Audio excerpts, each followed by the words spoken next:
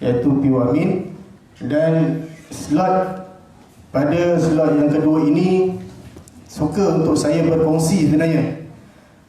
Kita berkongsi maklumat, berkongsi sedikit pengetahuan dengan tuan-tuan dan puan-puan. Dan saya difahamkan pagi ini yang hadir antaranya adalah guru besar, ketua guru dan pegawai masjid. Boleh saya tahu berapa ramai dari kalangan pegawai masjid? Alhamdulillah ada. Cuma pagi ini saya tidak berkongsi berkenaan dengan tata cara tangkapan pegawai masjid, tapi saya akan berkongsi berkenaan dengan enakmen jenayah syariah Selangor tahun 1995. Okey, tuan-tuan dan puan-puan, siapa yang pernah buka enakmen jenayah syariah Selangor 1995? Tak pernah buka. Okey. Enakmen jenayah syariah Selangor ni banyak menceritakan tentang kesalahan-kesalahan jenayah syariah yang ada dalam negeri Selangor, yang sering berlaku dan yang sering kita ambil tindakan. Jadi kebanyakannya yang tahu khalwat, judi, yang banyaknya banyak fokus pada khalwat dan judi lah. Tapi sebenarnya ada berpuluh, tuan-tuan dan puan-puan, berpuluh kesalahan yang ada dalam enakmen jenayah syariah Selangor. Saya berkhidmat dalam unit penguasaan ini baru 4 tahun. Sebelum ni unit masjid dan unit penyelidikan dan pembangunan. Dalam tempoh 4 tahun inilah saya mula belajar memahami enakmen jenayah syariah Selangor. Tebal ya tuan-tuan. Ini antara yang dibekalkan untuk kami. Tebal tuan-tuan nak bacanya. Sebab apa? Sebab setiap kali kita ambil tindakan, kita kena terangkan kesalahan dekat orang yang kita tangkap. Bukannya kita tangkap, okey, kau tangkap kerana kau khalwat. Tak. Kita kena terangkan kesalahan dia apa. Kita kena terangkan apa hukuman yang dia akan kena jika disabitkan kesalahan. Itu tugas kami untuk menerangkan kepada orang-orang yang ditangkap. Baik tuan-tuan, kita teruskan.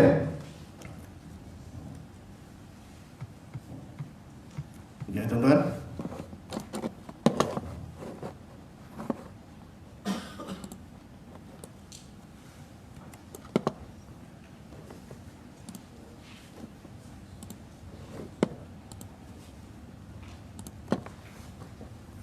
Baik, insyaAllah tuan-tuan dengan saya ada 31 slide yang akan kita go through.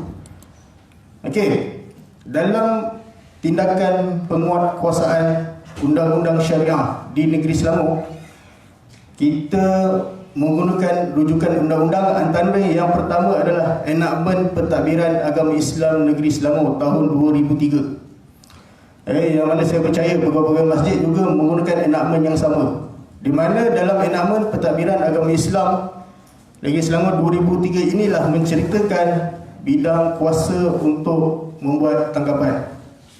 Kalau macam kami pegawai penguasa agama yang dilantik bawah Seksyen 79 enakmen pentadbiran agama Islam Selangor, di situlah kuasa kami untuk menjalankan tindakan penguatkuasaan.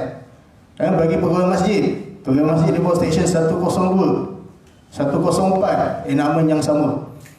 Yang kedua kita guna pakai adalah enakmen jenayah syariah Selangor. Dalam enakmen inilah saya akan ceritakan berkenaan dengan kesalahan-kesalahan jenayah syariah yang ada dalam negeri Selangor. Dan enakmen yang tiga adalah enakmen tata cara jenayah syariah. Mana enakmen tata cara ini menceritakan bagaimana tindakan-tindakan yang sepatutnya kita ambil. Tuan-tuan, bermaksud bahawa kami membuat tangkapan ke atas OYDS. OYDS ni adalah orang yang disyaki. Singkatan dia kita guna pakai adalah OYDS. Dan kita ada garis panduan dia tuan-tuan. Bukannya kita buat tangkapan itu tangkapan yang sembrono. Bukan kita pergi tangkap orang tanpa ada SOP. Inilah dia enakmen tata cara jenayah syariah, inilah yang menjadikan SOP untuk kami buat tangkapan. Dalam enakmen ini diceritakan bagaimana tangkapan dibuat. Boleh tak boleh pakai gari, boleh tak boleh pecah rumah orang. Semuanya dibolehkan dalam enakmen tata cara. Kalau sebelum ni tuan-tuan, 2018 pernah digemparkan macam tadi. P.Wamin ada tunjukkan satu keratan daripada Facebook yang menceritakan ketuk pintu pagi rumah orang pukul 3 pagi. Dalam isu itu dihalaikan berkenaan dengan waran tangkap. Isu ini dibangkitkan pada hujung tahun 2018 kalau tak salah saya, di mana ada satu figura politik menyuarakan berkenaan dengan waran tangkap terhadap pesalah-pesalah khalwat. Kita pergi ketuk rumah orang pukul 3 pagi, mana waran tangkap? Bermula daripada kata-kata itu ataupun isu yang diwujudkan oleh figura politik itu. Dari situlah orang-orang mula bertanyakan berkenaan dengan waran tangkap. Boleh tak boleh kita orang buat tangkapan tanpa waran tangkap? Boleh tuan-tuan. Bawah namun tata cara inilah yang menceritakan kita boleh tangkap ke tidak boleh orang tanpa waran tangkap. Nanti saya akan terangkan. Okey, enakmen undang-undang keluarga Islam. Dan enakmen undang-undang keluarga Islam ini kalau kita tahu secara dasarnya adalah peraturan-peraturan untuk permohonan perkahwinan ataupun kita panggil NCR, nikah, cerai dan rujuk. Tapi tuan-tuan dan puan, dalam enakmen undang-undang keluarga Islam ini juga menceritakan tentang kesalahan poligami tanpa kebenaran mahkamah, kesalahan cerai luar mahkamah tanpa kebenaran mahkamah. Nak bercerai bukan suka-suka boleh lafaz dekat luar mahkamah. Jika lafaz luar mahkamah, itu adalah satu kesalahan. Poligami bukan suka-suka, yang abang-abang ni untuk poligami tanpa kebenaran mahkamah. Nak berpoligami kena mohon dengan mahkamah, dapatkan kebenaran mahkamah. Ini diceritakan dalam enakmen undang-undang keluarga Islam tahun 2003. Okey. Tak semua kesalahan yang ada boleh ditangkap. Sekarang orang tanya saya, kenapa tak tangkap pondan? Nanti saya ceritakan, saya ceritakan dalam ni. So, secara dasarnya kesalahan ada dua jenis, tuan-tuan. Dalam enakmen ada dua jenis kesalahan. Yang pertama, kesalahan tak boleh tangkap ataupun kesalahan tidak lazim tangkap. Yang kedua, kesalahan boleh tangkap. Ada dua perbezaan. Siapa pernah dengar kesalahan boleh tangkap, kesalahan tak boleh tangkap? Tak pernah dengar? Okey, apa itu kesalahan tidak boleh tangkap, tuan-tuan? Kesalahan tidak boleh tangkap ialah kesalahan yang boleh dihukum penjara tidak melebihi 1 tahun. Dalam peruntukan undang-undang, saya bagi contoh. Kesalahan tidak menghormati Ramadan. Kesalahan tidak menghormati Ramadan, mana orang beli makanan pada siang hari untuk makan pada waktu itu, orang isap rokok, orang yang minum dalam bulan Ramadan secara terbuka di tempat awam. Itu adalah kesalahan tidak boleh tangkap. Yang peruntukan dia adalah denda tidak melebihi RM1,000 atau penjara tidak melebihi 6 bulan. So dekat situ 6 bulan tidak melebihi 1 tahun. Jadi kesalahan itu adalah kesalahan tidak boleh tangkap. Itu maksud dia kesalahan tidak boleh tangkap, tuan-tuan. Kesalahan boleh tangkap, kesalahan yang boleh dihukum penjara 1 tahun atau lebih. Sebagai contohnya, kesalahan yang lazim berlaku di mana-mana daerah dalam negeri Selangor mahupun di seluruh negara, di seluruh Malaysia adalah kesalahan khalwat. Mana kesalahan khalwat, peruntukan hukuman dia adalah denda tidak melebihi RM3,000 atau penjara tidak melebihi 2 tahun atau kedua-duanya sekali.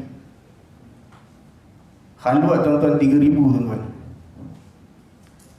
Untuk pengetahuan tuan-tuan dan puan-puan, untuk denda di mahkamah syariah, mahkamah rendah syariah berbidang kuasa, hanya boleh denda maksimum RM3,000. Jika kesalahan denda dia peruntukan ada RM5,000, dia dibicarakan di mahkamah tinggi syariah.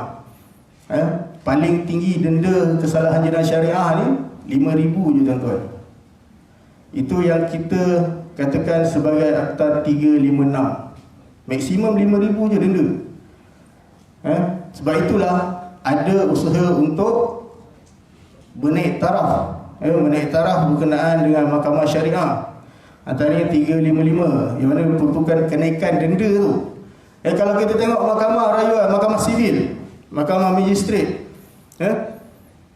bidang kuasa RM50,000 di daerah. Tapi kita RM3,000 je, tuan-tuan. Berbaloi tak berbaloi tu? So itulah yang kita usaha untuk menaik taraf mahkamah syariah. Okey, dalam enakmen jenayah syariah ada 8 bahagian. Saya dalam enakmen dipecahkan kepada 8 bahagian. Yang pertama, bahagian 1 iaitu menceritakan tentang permulaan. Mana-mana enakmen, mana-mana akta ataupun ordinan, kalau tuan-tuan buka bahagian 1 itu, dia akan menceritakan tentang permulaan. Dalam permulaan itu nanti apa? Itu nanti saya ceritakan. Yang kedua, bahagian kedua adalah kesalahan yang berhubungan dengan akidah. Ini saya ceritakan dalam enakmen jenayah syariah Selangor. So kalau kesalahan berkaitan dengan akidah, dia terletak dalam bahagian kedua. Bahagian ketiga menceritakan tentang kesalahan yang berhubungan dengan kesucian agama Islam dan institusinya. Bahagian keempat, kesalahan yang berhubungan dengan kesusilaan. Apa itu kesalahan-kesalahan berhubungan kesusilaan? Jadi kita tengok. Bahagian kelima, kesalahan pelbagai. Bahagian keenam, kecualian am. Bahagian ketujuh, penyubahatan dan percubaan. Bahagian ke-8, perkara-perkara am. Baik, kita tengok bahagian 1. Dalam nama jenayah syariah dia sebut bahagian 1 adalah tajuk ringkas. Apa tajuk ringkas? Tajuk ringkas dia adalah tajuk enakmen jenayah syariah Negeri Selangor tahun 1995. Itu tajuk dia, tajuk ringkas. Okey, siapa yang meluluskan enakmen jenayah syariah Selangor ni tuan-tuan? Enakmen jenayah syariah Selangor yang meluluskannya adalah Duli Yang Maha Mulia Sultan Selangor. Sebab itulah tidak boleh dipertikaikan berkenaan dengan enakmen. Sebab diluluskan oleh tuanku. Tuanku sebagai Ketua Agama Islam Negeri berkuasa untuk meluluskan apa-apa enakmen berkaitan dengan agama Islam ataupun pindaan-pindaan. Okey, yang kedua, tafsiran. Tafsiran ni biasalah tafsiran berkenaan dengan perkataan-perkataan yang jarang kita dengar ataupun menerangkan berkenaan dengan satu perkataan. Contohnya, saya bagi contoh pegawai masjid. Tafsiran dia apa dalam bahagian 1 ni, ada menceritakan tentang tafsiran pegawai masjid. Siapa pegawai masjid tu? Itu tengok dalam tafsiran. Okey, kecualian prerogatif ini adalah kuasa Duli Yang Maha Mulia. Kecualian untuk tuanku. Okey, bahagian kedua. Yang mana tadi bahagian kedua adalah berkenaan dengan kesalahan berhubungan dengan akidah. Okey, seksyen 4 bermula dengan seksyen 4 adalah kesalahan pemujaan salah. Antaranya adalah berkenaan dengan bongo, ngangkung. Tahu ngangkung? Pergi dekat busut, pergi dekat kubur, puja busut, puja pokok. Untuk apa? Makanya kaki-kaki nombor ni. Pergi puja untuk minta nombor. 5, mendakwa bukan orang Islam untuk mengelakkan tangkapan. Ada awds yang cuba untuk mengelakkan ditangkap. Dia mengaku diri dia adalah bukan Islam. Tengok rupa sikit, tengok warna kulit sikit macam gelap-gelap kan. Mula mengaku dia bukan Islam. Agama apa? Hindu. Itu pengakuan dia. Jadi kat mana kita nak buktikan? Dekat kad pengenalan. Kita minta kad pengenalan, tengok dekat situ agama Islam. So dekat situ dia dah mendakwa diri dia bukan Islam untuk mengelakkan tangkapan. Dia boleh didakwa bawah seksyen 5 ni. Mendakwa bukan orang Islam. Dia mendakwa diri dia bukan orang Islam untuk mengelakkan tangkapan. Okey, takfir. Takfir ini adalah mengkafirkan orang. Dia mendakwa orang lain bukan Islam. Dia mendakwa satu kumpulan itu bukan Islam. Dalam seksyen 6 ini ada pengecualian. Pengecualian dia adalah kepada yang pertama fatwa, yang kedua mahkamah. Jika fatwa mengatakan bahawa satu orang itu ataupun satu kumpulan itu bukan Islam. Contohnya apa tuan-tuan? Qadiani. Dalam fatwa Qadiani disebut adalah terkeluar daripada Islam. Jadi fatwa tidak boleh dikenakan tindakan bawah seksyen ini. Ada pengecualian dia. Yang kedua, mahkamah. Bila mahkamah dah menjatuhkan perintah bahawa orang itu terkeluar daripada Islam, so mahkamah juga tidak terbabit dengan seksyen 6, mengkafirkan orang. Itu pengecualian untuk dua badan ni. Mufti dengan mahkamah. Okey, 7, doktrin palsu. Okey tuan-tuan, siapa ada baca paper 2 hari lepas? Ada tengok dekat Facebook ke kan? Tengok surat khabar online ke berkenaan dengan tangkapan yang berlaku 2 hari lepas, iaitu tangkapan terhadap Abdul Qahar bin Ahmad. Siapa ada baca? Okey, dalam kenyataan media yang dibuat oleh SS Tuan Pengarah, ada disebut seksyen-seksyen kesalahan. Kes ini disiasat di bawah seksyen berapa. Antaranya adalah seksyen 7, doktrin palsu, iaitu dia mewujudkan ataupun menyebarkan satu ideologi yang bertentangan dengan syarak. Itu dia termasuk bawah kesalahan doktrin palsu. Seksyen 8, dakwaan palsu. Kes Haji Qahar bin Ahmad juga disiasat di bawah seksyen 8, iaitu dia mendakwa dirinya sebagai Rasul Melayu. Jadi saya ada buat keratan berkenaan dengan seksyen 8. Nanti kita tengok sama-sama apa yang disebut dalam seksyen 8. Okey, bahagian ketiga, kesalahan berhubungan kesucian agama Islam dan institusinya. Seksyen 9, mempersendakan dan lain-lain. Dan lain-lain ini bermaksud bahawa mencemooh, mengejek ayat Al-Quran dan hadis. Itu maksud dan lain-lain. Seksyen 10, menghina atau menyebabkan dipandang hina dan lain-lain berkenaan dengan agama Islam. Dulu pernah gempar satu Malaysia tentang satu posting di Facebook yang mana diletakkan anjing di atas Kaabah. Pernah tengok tuan-tuan? Kes itu boleh disiasat di bawah seksyen 10. Dia menyebabkan agama Islam itu dipandang hina. 11, memusnahkan atau mencemarkan tempat beribadat. Tuan-tuan pernah tengok masjid dibakar? Pernah tengok kes masjid dibakar? Okey, pernah tengok orang baling tulang anjing ke tulang babi kat masjid atau surau? Okey, kalau orang yang melakukan itu adalah orang Islam, sebab enakmen jenayah syariah Islam hanya terpakai untuk orang Islam sahaja.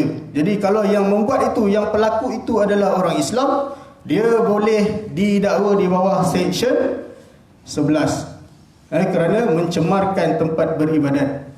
Saya pernah dapat satu kes di Sepang, yang mana masjid pegawai masjid mungkin tahu ke, Masjid Bukit Bangkong, tahun 2016 pernah dibakar. Tempat mihrab dia tu pernah dibakar. Jadi kita siasat kes tersebut dan dapati bahawa orang yang melakukan itu adalah orang tidak waras. Kalau orang tidak waras ni boleh didakwa ke tuan-tuan? Tak boleh. Ada dalam seksyen kecualian am tadi, bab kecualian am tadi ada disebut bahawa orang yang kurang akal, yang tidak waras ataupun yang mabuk, dalam keadaan mabuk dengan tidak sengaja, dia tidak boleh didakwa ataupun ditangkap. Okey. Seksyen 12, menghina pihak berkuasa agama. Dalam tangkapan terbaru, kes Haji Qahar bin Ahmad juga dia disiasat di bawah seksyen 12(C). Seksyen 12 ini dah ada 3 subsection, A, B dan C. Subsection A menyebut bahawa Duli Yang Maha Mulia Tuanku Sultan Selangor sebagai ketua agama Islam. Sebagai contoh, saya ambil kes PKP yang mana keluar arahan daripada tuanku bahawa masjid dan surau tidak dibenarkan, bukan beroperasi, tidak dibenarkan menjalankan solat jemaah. Hanya 3 orang sahaja yang dibenarkan. Itu adalah titah tuanku. Jika masjid dan surau langgar, boleh ditangkap dan didakwa bawah seksyen 12A. Sebab itu keluar daripada titah tuanku, melanggar titah tuanku yang membenarkan hanya 3 orang sahaja. Sebab itulah masa PKP dilaksanakan, kami ditugaskan untuk memantau masjid dan surau. Tuan-tuan, orang nak sembahyang pun kena pantau. Tapi tu dah dititahkan oleh tuanku, jadi kita kena laksanakan. Okey, 12B. 12B menyebut MAIS, Majlis Agama Islam Selangor. Pegawai masjid mesti tahu Dekat setiap masjid dia ada satu frame besar warna kuning. Ada cop MAIS, ada logo MAIS. Dalam tu disebut salah satunya lah, masjid tidak boleh menjemput penceramah tanpa tauliah. Betul tak ke masjid? Ada tak? Ada kan? Jadi kalau masjid jemput, boleh tak didakwa bawa kesalahan tu? Sebab dah ada tu arahan MAIS. Itu boleh didakwa bawa seksyen 12B. Okey, seksyen 12C adalah mufti, yang mana fatwa-fatwa yang telah dikeluarkan. Contohnya kes yang terbaru adalah kes Haji Kahar, disiasat juga di bawah seksyen 12C, yang mana pernah difatwakan ajaran Haji Kahar bin Ahmad sesat pada tahun 1991. 1991 dah fatwa sesat dah tuan-tuan. Saya pun masa tu baru 1 tahun.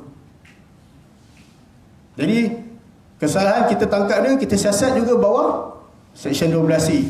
Fatwa tentang ajaran itu dah dikeluarkan dan difatwakan sesat dan menyeleweng. Okey, 13 pendapat yang bertentangan dengan fatwa. Fatwa dah wartakan bahawa ajaran-ajaran ni sesat, dan dalam fatwa itu dah ceritakan berkenaan dengan isi kandungan ajaran-ajaran ni.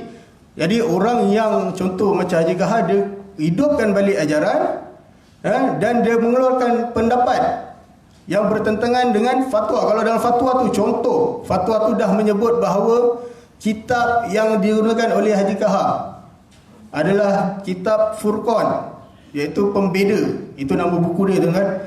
Dia gunakan balik, dia bagi lagi pendapat yang bertentangan dengan yang dikeluarkan oleh fatwa, itu juga adalah satu kesalahan. Boleh ditangkap dan didakwa bawah seksyen 13. Seksyen 14, mengajar tanpa tauliah. Mengajar berkenaan dengan apa-apa berkenaan dengan agama Islam, tanpa tauliah. Tauliah yang bagi tauliah siapa? MAIS yang akan keluarkan tauliah. Kalau siapa-siapa mengajar berkenaan apa-apa berkenaan dengan agama Islam dalam negeri Selangor tanpa tauliah yang dikeluarkan oleh Majlis Agama Islam Selangor, adalah satu kesalahan.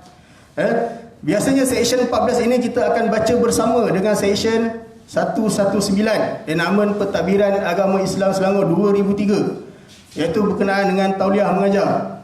Dalam seksyen 119 sebut apa?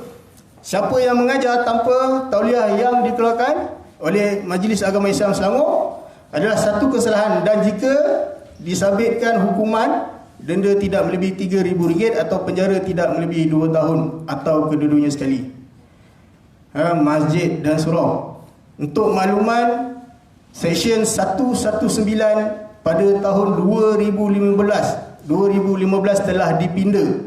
Bukan sahaja tindakan diambil kepada orang yang mengajar, tapi tindakan juga akan diambil kepada orang yang menganjurkan, orang yang menjemput, orang yang menyebabkan aktiviti itu berlaku, juga boleh disabitkan dengan kesalahan seksyen yang sama. Saya ingatkan masjid, surau, sekolah maupun sekolah sekali, bila jemput penceramah daripada luar, berkenaan dengan hari-hari kebesaran Islam, ni kita nak sambut Maulatul Rasul, mesti masjid, surau, sekolah pun akan jemput, betul, penceramah untuk bagi ceramah berkenaan dengan Maulatul Rasul. Pastikan orang yang tuan-tuan jemput itu ada tauliah mengajar dalam negeri Selangor. Sekiranya tidak ada dan kita mendapat maklumat ataupun kita mendapat aduan, kita akan buat tangkapan. Sekolah yang hanya boleh bagi ceramah tanpa tauliah dalam sekolah hanyalah guru-guru yang dilantik sahaja. Guru-guru yang memang mengajar dekat sekolah tu, dia boleh bagi ceramah tanpa tauliah. Itu saja pengecualian yang ada. Masjid dan surau, macam mana? Suruh imam yang dilantik bagi ceramah. Kalau dia tak ada tauliah pun tak apa, tapi dia dah dilantik di bawah 104, dia boleh bagi ceramah dekat masjid dan surau di Karyah itu sahaja. Dia tempat dia bertugas tu sahaja. Sebab itu ada dalam peraturan pengurusan masjid dan surau. Dan kalau jemput daripada luar, pastikan ada tauliah. Okey, Seksyen 15, mengingkari perintah mahkamah. Ini mana-mana yang dah disabitkan kesalahan, dah ada perintah tapi dia ingkar. Contohnya mahkamah mengarahkan supaya seorang isteri kembali taat kepada suami. Mahkamah dah keluarkan perintah, tapi isteri gagal untuk ikut arahan perintah yang dikeluarkan mahkamah, boleh diambil tindakan bawah Seksyen 15. Okey, Seksyen 16, penerbitan agama yang bertentangan dengan hukum syarak. Tuan-tuan, 2016 ada satu kes berkenaan dengan buku. Saya lupa tajuk buku tu. Tapi buku itu bertentangan dengan hukum syarak, maksud bertentangan dengan ajaran agama Islam. Yang menulisnya adalah orang Islam, yang menyebarkannya adalah orang Islam. Dia boleh diambil tindakan di bawah Seksyen 16 kerana menerbitkan apa-apa bentuk penerbitan yang bertentangan dengan agama Islam. Sekarang ni kita dah moden, dah tak ada buat penulisan, dah tak ada tulis buku, tapi jari kita rajin untuk menulis di Facebook, Twitter. Itu juga boleh didakwa sekiranya apa-apa yang kita tulis, kita post dekat Facebook yang bertentangan dengan hukum syarak, sekiranya didapati berlaku perkara tersebut, boleh diambil tindakan bawah Seksyen 16. Antara ini kes Haji Kahar juga terlibat dengan jenayah cyber. Yang terbaru ni tuan-tuan, dia upload dekat Facebook apa yang mengatakan bahawa Haji Kahar ini adalah Rasul. Upload kat Facebook. Kita juga siasat kes ini di bawah Seksyen 16. Sebab dia menerbitkan sesuatu di laman sosial. Okey. Tuan-tuan, dalam kes Haji Kahar, kalau kita baca, tangkapan termuda adalah 14 tahun. Tingkatan 2, tuan-tuan. Kita risau. Yang sekolah ni, yang masih bersekolah ni, dia akan menyebarkan kepada kawan-kawan di sekolah. Jadi saya harap guru-guru pun main peranan lah. Tengok anak-anak murid ni agak lain sikit. Saya pernah dapat aduan daripada satu sekolah. Ni kawan-kawan jugalah yang mengadu. Dia kata ada anak murid dia ni kecenderungan terhadap Syiah. Siap diajak diajak berhujah dengan ustaz dia ni. Jadi saya harap guru-guru mainkan peranan untuk tengok anak-anak ni, pastikan apa yang masuk dalam telinga dan akal fikiran mereka ini mengikut jalan yang benar. Tengok fahaman diorang ni. Okey, Seksyen 17 yang menceritakan tentang berjudi. Seksyen 18 adalah berkenaan dengan arak, minuman yang memabukkan. Okey, Seksyen 19 tidak menghormati Ramadan. Seksyen 20 tidak menunaikan sembahyang Jumaat. Seksyen 21 tidak membayar zakat atau fitrah. Dalam Seksyen 21 ni tuan-tuan, kalau kita tengok trend 3 atau 4 tahun lepas, yang mana bila masuk je bulan Ramadan, ada sekumpulan lancarkan untuk bayar zakat fitrah terus kepada asnaf. Tak percayalah dekat entiti yang diberikan kuasa untuk amin-amin yang mengutip zakat ni. Kalau tengok bulan puasa je mesti ada dekat Facebook. Jangan bayar zakat dekat amin, bayar terus dekat asnaf. Cari asnaf, bayar terus. Okey tuan-tuan, siapa yang mewujudkan maksudnya menimbulkan isu itu dan orang ikut, so tuan-tuan pun bayar zakat dekat asnaf terus, bukan pada amil yang dilantik oleh MAIS, yang dilantik oleh lembaga zakat. Maka jika ditangkap, tuan-tuan boleh didakwa bawah Seksyen 21. Tuan-tuan, sebab itulah bayar zakat dan zakat fitrah ini biarlah kita bayar kepada lembaga zakat Selangor yang telah diberikan tanggungjawab dan kuasa untuk mengutip zakat. Okey, bahagian keempat iaitu kesalahan berkaitan dengan kesusilaan. Seksyen 22, perbuatan sumbang mahram yang berlaku di kalangan ahli keluarga. Seksyen 23, pelacuran. Seksyen 24, muncikari. Muncikari. Tahu muncikari? Istilah mudahnya adalah mak ayam, bapa ayam. Tu muncikari, bahasa undang-undang dia muncikari. 25, Seksyen 25, persetubuhan luar nikah, kita faham adalah zina. Seksyen 26, perbuatan sebagai persediaan untuk melakukan persetubuhan luar nikah. Apa panjang sangat kan? Nanti saya ceritakan Seksyen 26 ni apa. Seksyen 27, hubungan jenis antara orang yang sama jantina. Kalau kita faham bahasa ringkasnya, gay, lesbian. Tuan-tuan, tahun 2018 Bandar Baru Bangi pernah digemparkan dengan tangkapan pesta gay. Tuan-tuan pernah dengar cerita ni? 2018, yang mana tak silap saya 11 orang ditangkap dalam pesta tersebut. Saya antara anggota yang terlibat dalam operasi. Keadaan dia, tuan-tuan, Masya Allah, kita nak tengok pun tak lalu, tuan-tuan. Nak tengok orang tu berbogel, lelaki bersama lelaki. Malah, tuan-tuan, antara dalam rumah tu ada 13 orang. Yang kita tangkap 11 orang. Dua orang lagi tu adalah bukan Islam. Yang lain semua Islam. 11 orang. Yang ditangkap siapa? Antaranya pegawai kerajaan, kerja kerajaan, pegawai kesihatan yang kerja dalam bab kesihatan.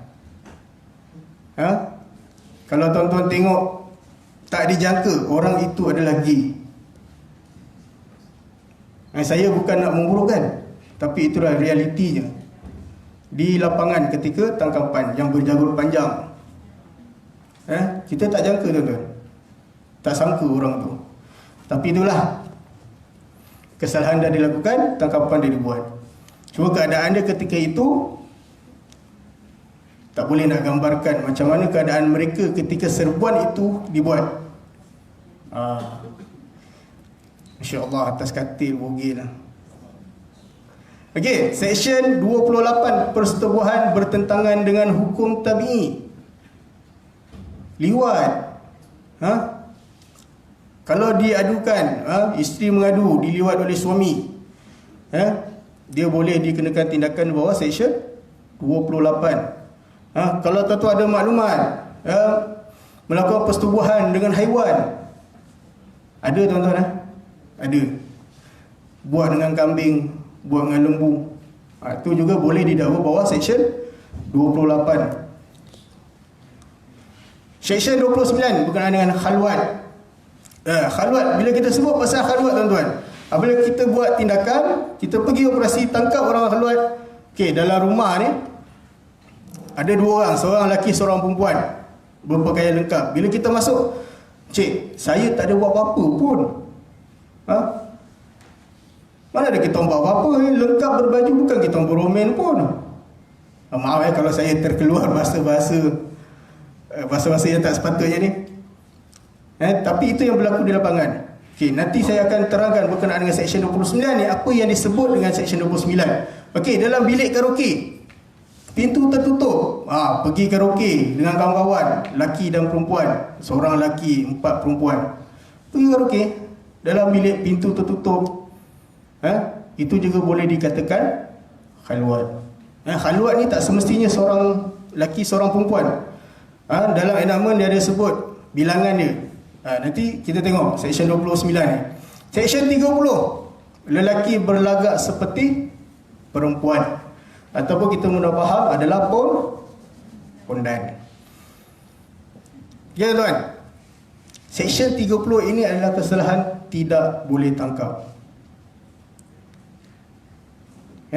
Peruntukan hukuman dia adalah denda tidak melebihi RM1,000 atau penjara tidak melebihi 6 bulan. Kalau tak percaya, tuan-tuan buka Google enakmen jenayah Selangor kat telefon, cari Seksyen 30. Okey, saya ada satu pengalaman buat tangkapan terhadap kes pondan. Ketika itu saya berkhidmat di Sepang. Saya sebagai undercover yang buat langganan kepada pondan tersebut. Dia pakaian dia lagi seksi daripada perempuan, kan? Kita deal. Sekarang ni kan dah maju kan, macam-macam ada aplikasi. MiChat, WeChat, sebelum ni ada BeeTalk. Saya langgan daripada BeeTalk. Kita deal, ajak pergi hotel. Tuan-tuan dia pakai skirt tuan-tuan, paras peha. Kita pergi pick up dia, pick up naik kereta sendiri.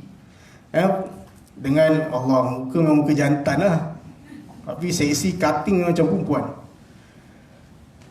Dia ni menawarkan perkhidmatan seks. Dalam kereta tu, sepanjang daripada lokasi rumah dia ke hotel, lebih kurang dalam 15 minit. Dalam perjalanan tu kita korek jugalah rahsia dia kan. Tanya dia siapa yang selalu gunakan perkhidmatan dia. Dia buat pengakuan dalam kereta tu. Dia kata kebanyakan customer dia adalah lelaki yang dah berkahwin. Umur antara 28 ke 39. Itu range umur yang selalu langgan dia. Dan semuanya adalah Melayu beragama Islam. Dah berkahwin tuan-tuan. Cari bondan juga. Tawaran dia tak mahal pun, RM80 1 jam. Dan kebanyakan dia cerita ada juga student universiti yang langgan dia. Range umur tu kan, ada yang student universiti, ada yang kerja kerajaan. Kebanyakan ni customer dia daripada Putrajaya. Tu tuan-tuan, yang akak-akak ni kena check balik suami kat rumah. Soal siasat sikit, suami kat rumah. Itu tuan-tuan yang berlaku dalam masyarakat kita. Pondan. Tapi kes tu saya dipahamkan bahawa tidak diteruskan proceeding sebabnya wujud ejen provocator. Itu masalahnya dalam undang-undang syariah. Pihak pendakwaan tidak menerima ejen provocator. Sebab saya sebagai ejen provocator dalam kes tu, jadi kes ditolak. Yang saya nak ceritakan bahawa pondan hari ni berani tuan-tuan. Kalau dulu kita tengok dia hanya berpakaian seperti wanita dan berjalan bersia-sia dekat luar. Tapi hari ni dalam aplikasi dah berani menawarkan perkhidmatan seks. Dalam tanggapan tu kita jumpa kondom, KY jelly, memang untuk digunakan untuk perbuatan seks. Itu section 30. Tapi yalah, denda apa? 1,000, penjara 6 bulan lah. Tak berbaloi. Section 31, perbuatan tidak sopan di tempat awam. Ni kita tengok kalau kat pantai, dekat mall, kat padang-padang, kat taman permainan, yang duduk berdua-duaan. Bukan penjarakan, tak ada penjarakan 1 meter, penjarakan fizikal, duduk rapat, berpeluk. Inilah dia kesalahan dia, perbuatan tidak sopan di tempat awam. Okey tuan-tuan, kesalahan ini adalah kesalahan tidak boleh tangkap. Denda dia 1,000, penjara 6 bulan. Jadi dia kesalahan tidak boleh tangkap. Okey, section bahagian kelima. Section 32, memujuk lari perempuan bersuami. Okey. Section ini menceritakan tentang dia kesalahan ini terbuka bukan pada lelaki saja, malah perempuan juga. Memujuk lari perempuan bersuami. Okey, saya bagi contoh untuk lelaki dulu. Kenal dengan isteri orang. Lepas tu isteri orang tu dia ada masalah, bergaduh dengan suami. Jadi lelaki ni nak tunjukkan dia ni prihatin. Dia menyediakan satu tempat tinggal lain untuk isteri orang itu duduk di tempat yang disediakan. Itu satu kesalahan tuan-tuan. Yang perempuan dengar kawan bergaduh dengan suami, lah rumah aku, tumpang rumah aku satu malam. Kau bergaduh dengan lelaki kau kat rumah aku, tumpang rumah aku, duduk rumah aku, tenangkan diri. Okey tuan-tuan, itu juga adalah satu kesalahan, memujuk lari perempuan bersuami. Okey, 33, menghalang pasangan yang sudah bernikah daripada hidup sebagai suami isteri. Dalam drama banyak berlaku, tuan-tuan. Bapa mertua, mak mertua tak suka dengan menantu. Macam-macam cuba dibuat untuk pisahkan pasangan tersebut. Perkara ini berlaku, tuan-tuan. Bukan hanya dalam drama pukul 7, tapi dalam kehidupan nyata kita pun realitinya berlaku. Jadi yang mana yang ada menantu, anak-anak yang dah berkahwin, elakkan daripada memasuki urusan, mencampur urusan rumah tangga mereka. Kalau tak suka dengan menantu pun, carilah jalan penyelesaian terbaik. Bukannya menghalang atau memisahkan mereka daripada hidup sebagai pasangan yang telah berkahwin. Okey, seksyen 34. Menghasut suami atau isteri supaya bercerai. Ada tak tuan-tuan buat? Kawan-kawan ada masalah rumah tangga, kita sebagai advisor, kita bagi nasihat. Ada? Selalunya perempuan ni berlaku kawan-kawan ngadu rumah tangga berantakan. Kita sebagai penasihat, kau cerai je lah dengan lelaki kau. Yang lelaki, kawan-kawan mengadu isteri gini. Senang cerita, kau cerai je, kahwin lain. Salah, tuan-tuan. Kita membagi cadangan untuk mereka bercerai. Jadi seksyen 34 ni, kesalahan itu termasuk dalam seksyen 34, menghasut suami atau isteri supaya bercerai atau mengabaikan tanggungjawab. Salah, tuan-tuan. Jika sampai kesalahan, denda maksimum RM3,000 atau 2 tahun penjara, atau kedua-duanya sekali. 35. Menjual atau memberikan anak kepada orang bukan Islam. Tak boleh, tuan-tuan. Kes ni banyak berlaku berkenaan dengan anak tidak sah taraf. Kerana dah lahir anak tu, dia jual, dia bagi kepada orang bukan Islam yang cari anak angkat. Itu salah. 36. Qaza. 37. Pemungutan zakat atau fitrah tanpa diberi kuasa. Tadi bab bayaran, ini bab pungutan. Nak pungut zakat pun bukan sewenang-wenangnya boleh kita kutip zakat tu tanpa diberikan kebenaran atau kuasa oleh badan yang berautoriti, antaranya Lembaga Zakat Selangor ataupun Majlis Agama Islam Selangor. Kita bukan amil tapi kita nak kutip zakat, boleh tak? Tak boleh. Itu satu kesalahan. Seksyen 38. Penyalahgunaan tanda halal. Sekarang ni kalau kita tengok banyak kedai, kedai-kedai hipster, kedai-kedai viral. Kita pergi kedai makan tu, dia letak logo halal, sedangkan dia tidak ada pengiktirafan sijil halal. Itu juga adalah satu kesalahan, penyalahgunaan tanda halal.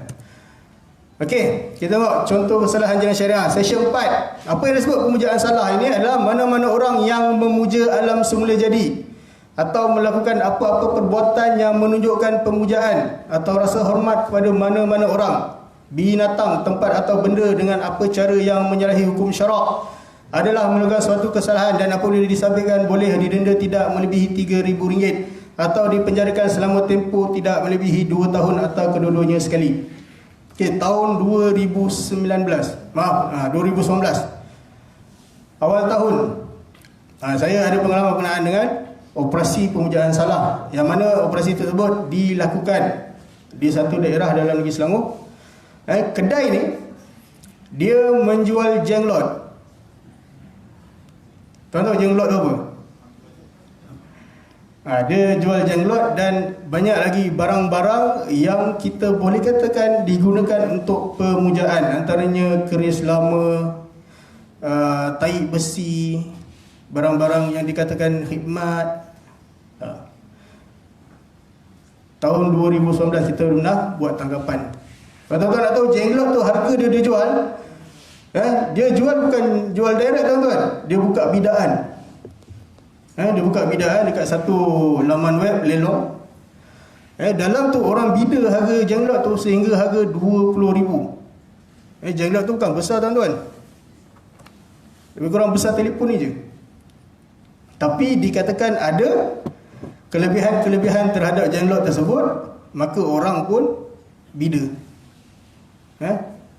Orang-orang yang mempercayai benda-benda khurafat ini Dia orang sanggup bila sampai harga RM20,000 jenglot tu. Jenglot itu diimport daripada Indonesia. Itu berkenaan dengan pemujaan salah. Kalau tuan-tuan ada maklumat di karya tuan-tuan, ada orang yang memuja busut, kubur, pokok, bagi tahu kami. Section 8, dakwaan palsu. Apa yang disebut dengan dakwaan palsu ni adalah mana-mana orang yang mengisytiharkan dirinya atau orang lain sebagai Rasul atau Nabi, Imam Mahdi atau Wali.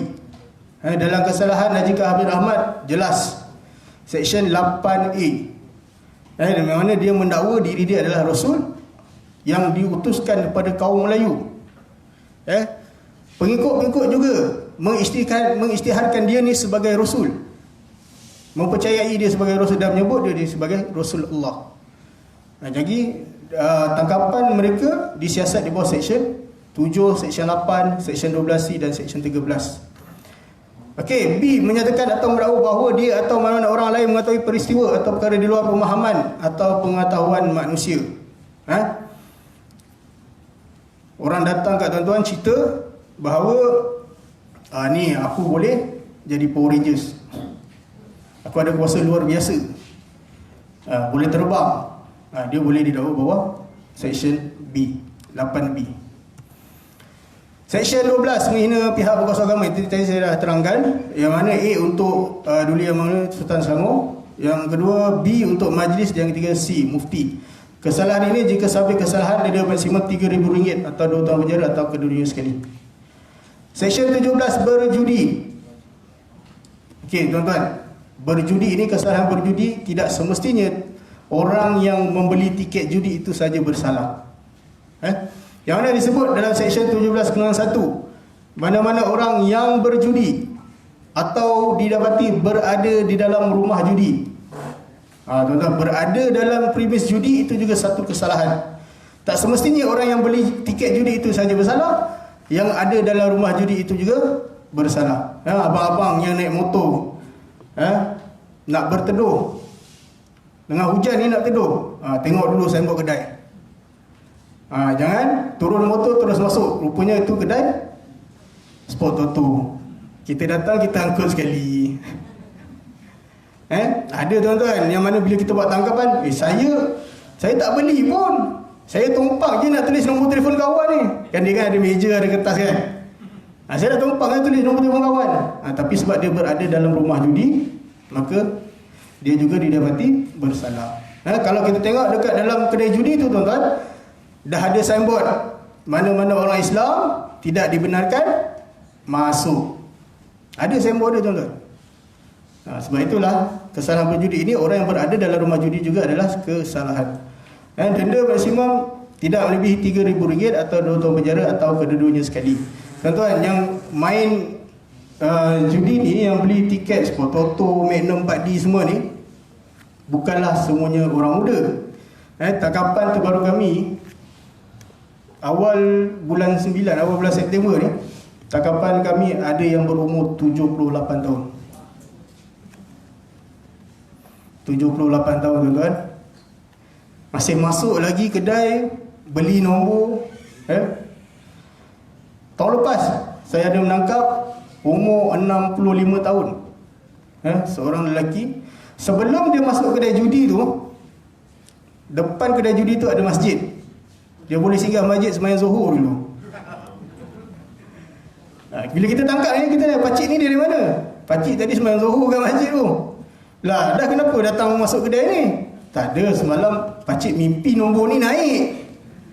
Tu alasan dia beli nombor lah. Dia mimpi. Dan orang itu juga adalah dia AJK Surau, tapi bukan dalam Selangor lah. Dia AJK Surau. So kesalahan berjudi ni ada dua. Yang pertama, beli tiket judi salah. Yang kedua, berada dalam premis judi juga salah. Section 11, tidak menghormati Ramadan. Setiap tahun kami menerima banyak aduan berkenaan dengan orang makan, orang beli makanan dalam bulan puasa. Tuan-tuan, untuk menyabitkan kesalahan Section 19 ini, dia kena ada satu elemen yang perlu dipenuhi, elemen kesalahan. Apa dia tuan-tuan? Iaitu dia beli makanan, dia beli minuman itu untuk dia makan atau minum ketika itu. Kalau dia beli bungkus, boleh tak kita tangkap? Kita tak tahu dia nak makan bila. Tapi kalau dia memang terang-terang, dia beli, dia makan dekat kedai itu salah. Kalau dia beli bungkus, kita tak tahu dia nak makan bila. Jadi dalam Seksyen 19 ini sebenarnya tindakan yang banyak kita ambil adalah tindakan pencegahan. Tindakan nasihat, tindakan pencegahan. Memang kalau bulan puasa ni yang beli bungkus ni kebanyakannya adalah lelaki. Sebab itulah wujudnya geng-geng plastik hitam. Sebab apa tuan-tuan? Sebab kedai-kedai yang bungkus ni memang dia akan guna plastik hitam. Dia akan bungkus makanan tu guna plastik hitam. Sebab tu ada wujud geng plastik hitam. Okey, untuk kesalahan ni, kesalahan tidak mematuhi Ramadan ni, jika kesalahan itu adalah kesalahan yang pertama, maka denda tidak melebihi RM1,000 atau penjara tidak melebihi 6 bulan. So kesalahan ini adalah kesalahan tidak boleh tangkap. Okey, tuan-tuan, Seksyen 25. Seksyen 25 adalah kesalahan zina. Kesalahan zina ini peruntukan undang-undang, hukuman dia tidak melebihi RM5,000, denda tidak melebihi RM5,000 atau penjara tidak melebihi 3 tahun atau sebatan tidak melebihi 6 sebatan atau ketiga-tiga kombinasinya. Maksudnya tiga-tiga sekali boleh kena. Ini bagi kesalahan 25 zina. Seksyen 26. Ni tajuk dia panjang, perbuatan sebagai persedia melakukan persetubuhan luar nikah. Okey, seksyen ini menceritakan tentang apabila kita buat tangkapan, contohlah kita menerima aduan berkenaan dengan khalwat, tapi ketika tangkapan bahawa keadaan ketika itu menjurus kepada persediaan luar nikah, persetubuhan luar nikah. Contohnya keadaan ketika itu perempuan itu tidak berbaju, perempuan itu bogil, lelaki itu bogil, tapi tidak dalam keadaan melakukan persetubuhan. Bila disebut melakukan persetubuhan, mesti berlaku dukhul. Masuknya kemaluan, khitan naik. Dua kemaluan mesti nampak, kita kena nampak, itu baru kita boleh buat tangkapan bawah Seksyen 25. Tapi kalau kita masuk premis itu, kita masuk rumah tu, keadaannya lebih menjurus kepada persediaan, dengan pakaian dia tidak lengkap, keadaan ketika itu, walaupun kita dalam bilik tu, kita pecah masuk, diorang dalam keadaan baring sebelah-sebelah, dalam keadaan bogil. Jadi tangkapan itu akan menjurus kepada Seksyen 26, bukan Seksyen 25. Jadi Seksyen 25 ni lebih menceritakan tentang persediaan untuk melakukan persetubuhan luar nikah. Okey, ini yang biasa berlaku, Seksyen 29. Banyak tangkapan dibuat berkenaan dengan Seksyen 29. Khalwat. Apa yang disebut dengan khalwat? Mana-mana orang lelaki yang didapati bersama dengan seorang atau lebih daripada seorang perempuan yang bukan isteri atau mahramnya. Mana-mana orang perempuan yang didapati berada bersama dengan seorang atau lebih daripada seorang lelaki yang bukan suami atau mahramnya. Okey tuan-tuan, ini bermaksud bahawa khalwat ini bukan berlaku man to man, bukan berlaku satu dengan satu, satu dengan dua, satu dengan tiga, satu dengan empat, ataupun lebih, tetap boleh berlaku khalwat. Di mana-mana tempat yang terselindung, dalam bilik karaoke, pergi karaoke dengan kawan-kawan perempuan, dengan kawan-kawan lelaki, pintu tertutup, tak boleh nampak daripada luar, dia boleh dikenakan tindakan bawah Seksyen 29, khalwat. Sebab disebut mana-mana tempat yang terselindung atau di dalam rumah atau bilik dalam keadaan yang boleh menimbulkan syak berlakunya perbuatan tidak bermoral. Dalam rumah, dalam bilik kita tak nampak, tertutup. Boleh tak kita syak diorang melakukan perbuatan tidak bermoral? Apa perbuatan tidak ada moral ni puan-puan? Apa dia? Bersentuhan, peluk, cium. Walaupun dia dakwa, ada kes yang kami dapat bila kita buat tangkapan dekat hotel, bila kita masuk je bilik, cik, saya baru saja masuk, saya nak tumpang berak je. Ni banyak alasan, ni banyak kita terima.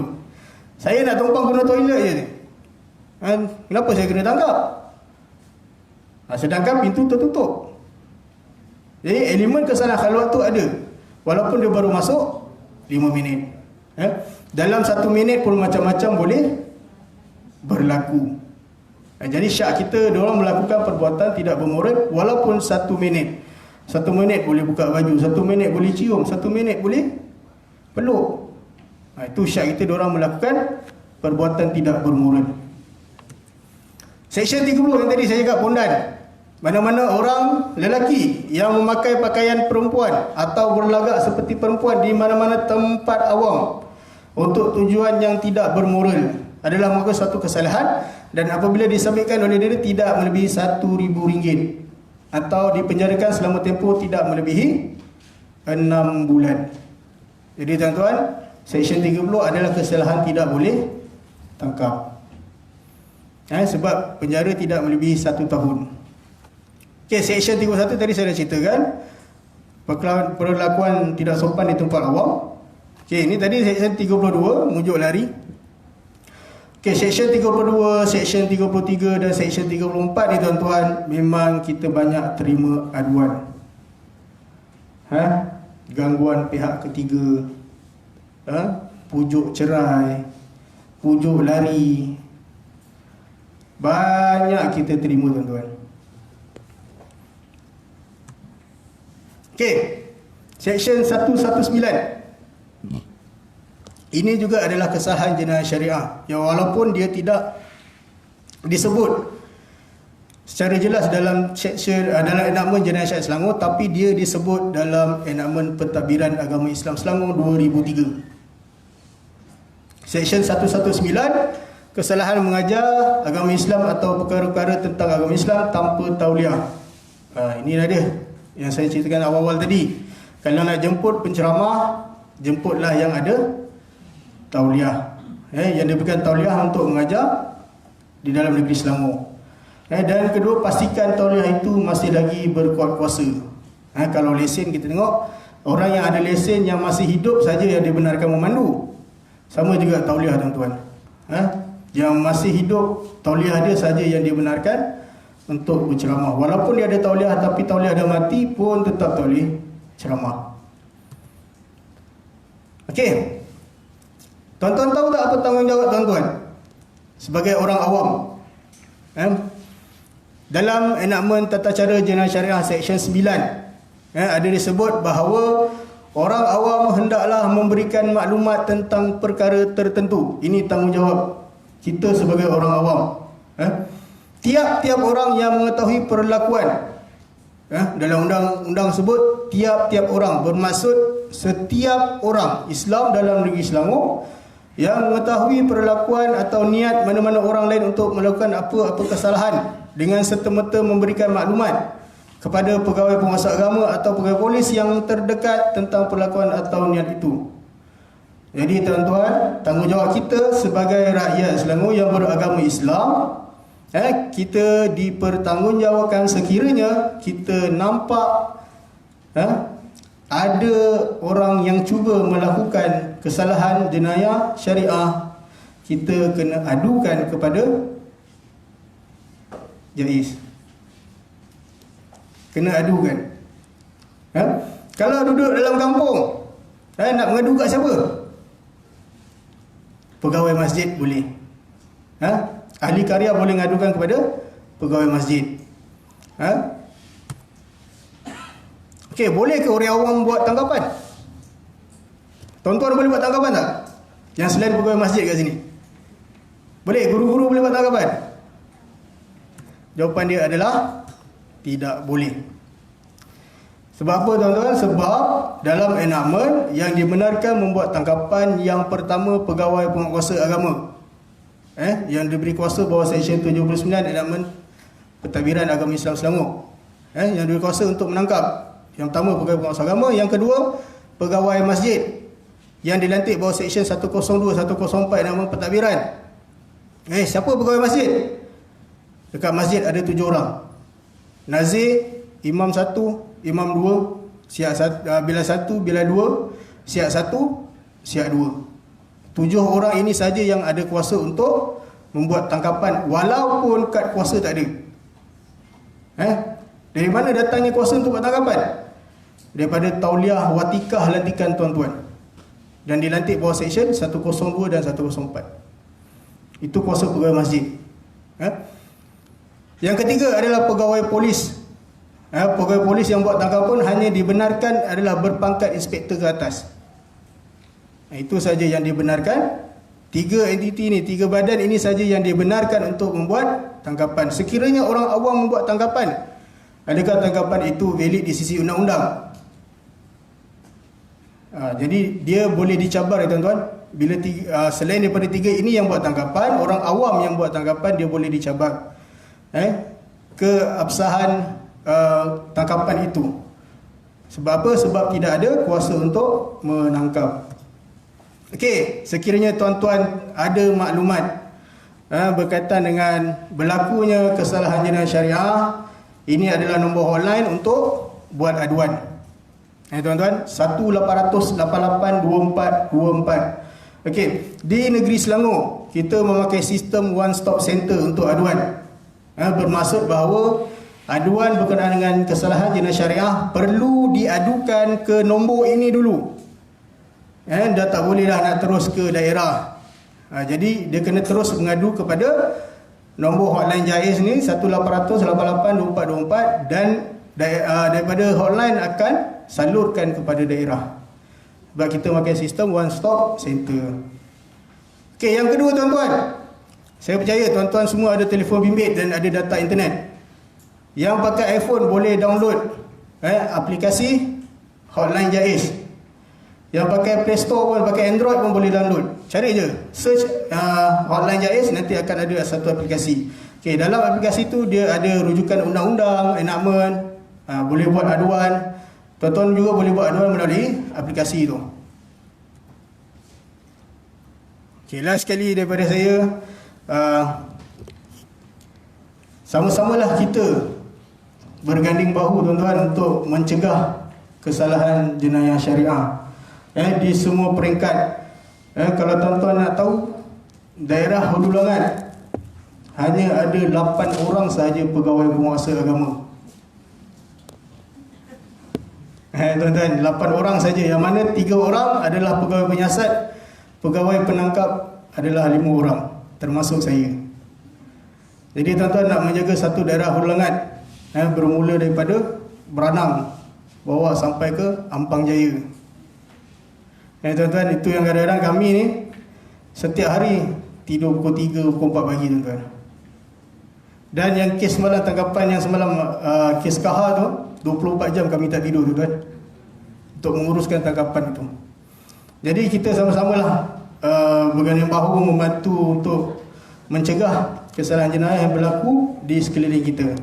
Sebelum saya mengakhiri, saya ada satu video tuan-tuan. Ini adalah contoh kesalahan-kesalahan yang berlaku tanpa kita sedar. Tanpa kita sedar, yang mana sebenarnya kita pun ada melakukannya.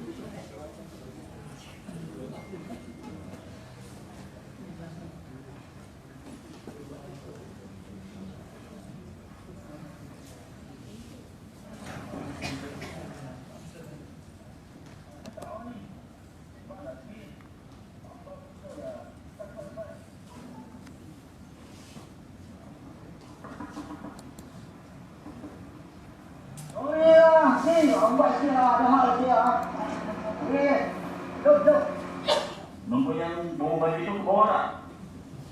Mesti tak bawa. Gila kau tak bawa. Cantik je nombor.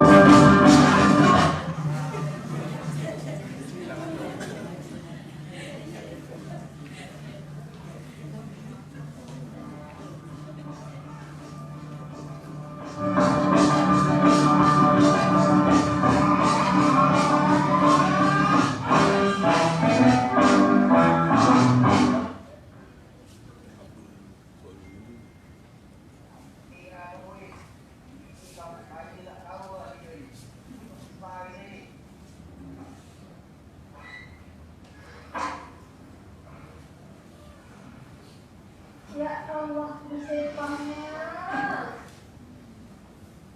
Hai laki-laki ini, ucuk. Kita lah ini, kita lah ini. Kita foto bayi.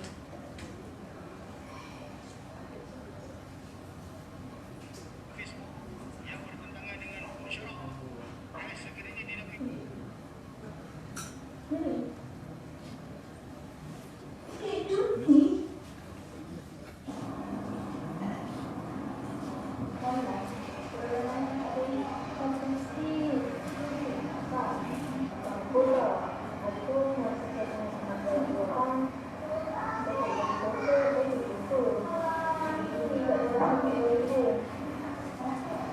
Aku?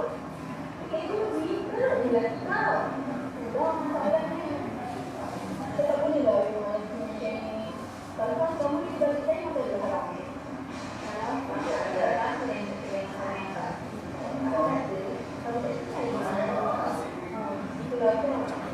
Itulah mesti saya beri dalam kamu ni.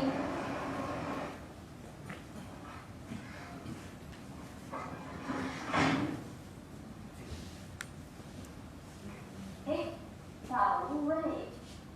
Kau tu dia. Memang saya beli. Apa masalah?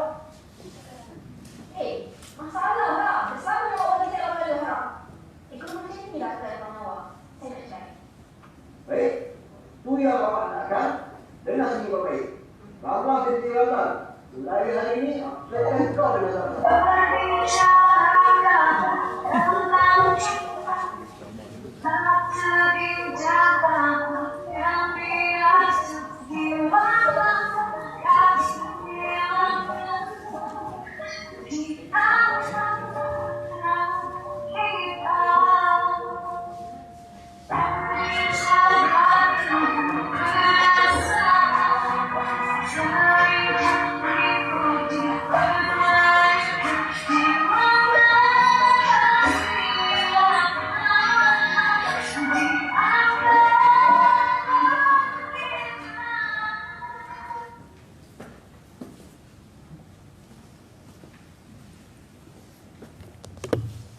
Berkaitan dengan berakhirnya pertunjukan sedikit video pendek tadi, maka berakhirlah slot saya pada hari ini. Dengan itu saya mengucapkan ribuan terima kasih di atas kesudian tuan-tuan hadir pada hari ini dan memberi masa tuan-tuan untuk mendengar dan sedikit perkongsian daripada saya.